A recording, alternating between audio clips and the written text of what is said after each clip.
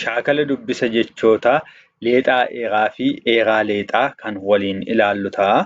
Leexaa eeraa gaafa jennu gamni jalqaba isaa gabaabaa ta'ee kan itti aanu immoo lammaffaan isaa kan dheeratu yogguu ta'u, eeraa leexaa gaafa jennu immoo garri jalqaba isaa dheeraa ta'ee kan itti aanu immoo gaafa gabaabbatu immoo eeraa leexaa jenneetu dubbisnaani jechuudha.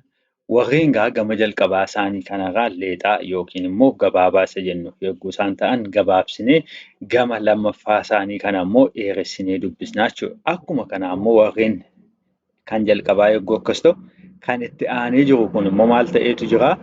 Gamni jalqabaa isaa dheeratee jira waan ta'eef gama jalqaba isaa dheeressineetu gama lammaffaa isaa kana immoo gabaabsinee dubbisaa deemnaa jechuudha. Namoonni gama onlaayiniitiin nu biraa barachuu barbaadan dhuunfaanis gareenis koottaa nu biraa baradhaa isiniin jennaa. Namoonni immoo keessattuu giruuppiitiin yookiin immoo gareedhaan barachuu barbaadan wal faana isin jalqabsiisuuf jecha galmee yeroo hundayyuu haga guyyaa 30tti ni jiraata. Gaafa guyyaa tokko barnoonni ni eegala. Carraan kun utuu isin hin darbiin galmaa'uudhaan itti fayyadamaa isiniin jenna.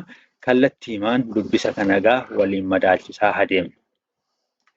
Daree, daree, daree, daare, daare, daare, garaa, garaa, gaara, gaara, laguu, laguu, laaguu, laaguu, qodaa, qodaa, qooda, qooda, qufaa, qufaa, quufa, quufa, marii, marii, maari, maari, koree, koree, koore, koore, carii, carii,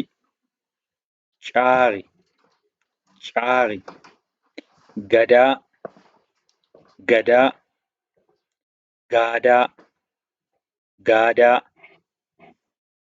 qoree, qoree, qoore, qoore, garaa, garaa, gaara, gaara, lafee, lafee, laafe, laafe, balaa, balaa, galaa, galaa, sutaa, sutaa, baala, baala, gaala, gaala, suuta, suuta.